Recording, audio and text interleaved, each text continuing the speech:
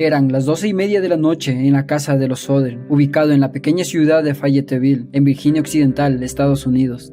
George, Jenny y 9 de sus 10 hijos estaban terminando de abrir los regalos de Navidad, pues era la madrugada del 25 de diciembre de 1945. Todos habían terminado de abrir sus regalos, de saludarse y se fueron a descansar. Faltaba poco para la 1 de la mañana. Había un silencio total hasta que sonó el teléfono. Jenny, asustada, se levantó a contestar. Era una mujer que preguntaba por un desconocido. De fondo se escuchaban risas y vasos que chocaban entre sí, a lo que ella contesta: está hablando con un número equivocado, y cuelga la llamada. Jenny regresa a su cama con mucho cuidado para no despertar a nadie, pero se da cuenta de que todas las luces de la planta baja siguen prendidas y que las cortinas están abiertas. De hecho, la puerta principal también está abierta. Marion Soder, dormida en la sala de estar, es la única que permanece en medio del camino de Jenny. Los otros niños están arriba en sus camas. La madre cierra las cortinas y la puerta con llave y vuelve a su habitación junto a George. Se acuesta y cierra los ojos. El sueño la dominaba hasta que se escucha un ruido muy fuerte. Escucha un golpe en el techo. Inmediatamente después de eso, escucha algo que rueda y cae en el césped de su jardín. Pero el sueño era más fuerte hasta que Jenny se queda dormida.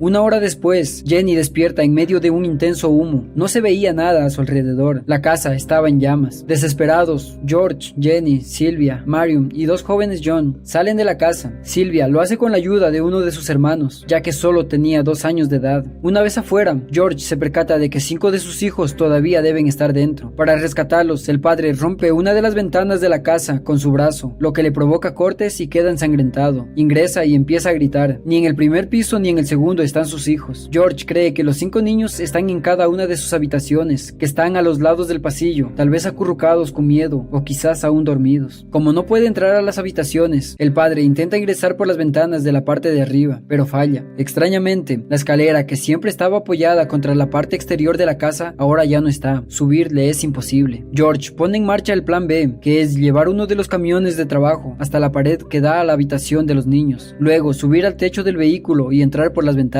pero falla nuevamente porque el camión no arranca. Y ahora un tercer plan, que era sacar agua de un balde de lluvia para intentar apagar las llamas, pero fracasa nuevamente debido a que el agua está congelada. Ahora quien reacciona es Marion, que corre a la casa de su vecino para llamar al departamento de bomberos de Fayetteville. Ella tampoco puede, ya que los bomberos no la atienden. Otro vecino no se da por perder las esperanzas, así que toma su coche y conduce hasta el centro de la ciudad para visitar al jefe de bomberos, F.J. Morris, quien da inicio a una alarma de incendio. A pesar que el departamento de bomberos estaba muy cerca de la casa, los rescatistas llegaron a las 8 de la mañana. El incendio había durado apenas 45 minutos. El hogar de los Soder estaba hecho cenizas y los 5 niños no parecían por ningún lugar, como que se los había llevado el viento. Los cuerpos de los pequeños que habían quedado atrapados se habían esfumado sin dejar siquiera restos de huesos o cenizas. ¿Qué pasó con Maurice, Marta, Louis, Jenny y Betty? ¿Murieron en el incendio o sucedió algo en medio de tantas llamas? El jefe de los bomberos dijo que el fuego había sido lo suficientemente caliente como para incinerar por completo los cuerpos, y oficializó los fallecimientos de los 5 niños por incendio y asfixia. Pero Morris era el único que creía que eso era posible. Ningún Soder ni ningún forense veían como opción que los cadáveres se hayan desintegrado del modo que lo hicieron. El fuego no duró el tiempo suficiente como para incinerarlos de tal manera como se les dijo, ya que esto solo era posible si el fuego duraba como mínimo 2 horas. Con la desesperante sensación de no saber qué le sucedió a sus hijos, George y Jenny colocaron en la carretera que da a su casa las fotografías de sus hijos, cada una con su respectiva edad. El mayor tenía 14 años y hasta ofrecieron recompensas por ellos. La explicación oficial fue que el incendio se había debido a una falla eléctrica, pero los Soder declararon que la iluminación navideña permaneció encendida hasta el final. Algo no cuadraba. La teoría que se instaló en George y Jenny fue que sus hijos habían sido secuestrados y que habían incendiado la casa para quitar sospechas. Para averiguarlo, contrataron a varios detectives, pero ninguno pudo llegar a una respuesta. Muchas cosas extrañas habían sucedido en la casa de los Soder días antes de Navidad. En otoño, un desconocido apareció en su hogar preguntando por el transporte de trabajo de George. Caminó hasta la parte trasera de la casa de los Soder, señaló 2 cajas de fusibles y dijo: esto va a provocar un incendio algún día.